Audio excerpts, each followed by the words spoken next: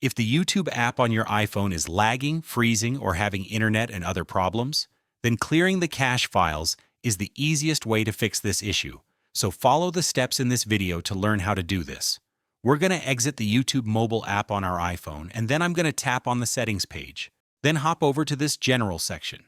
After that, we're going to open the iPhone storage page, where we will see a list of all the different apps which we have installed on our device.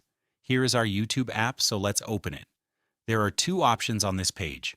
When you tap Offload App, this is the closest way to clear the YouTube cache on an iPhone. Your iPhone removes the YouTube app itself, but keeps all your important data, like your account and settings.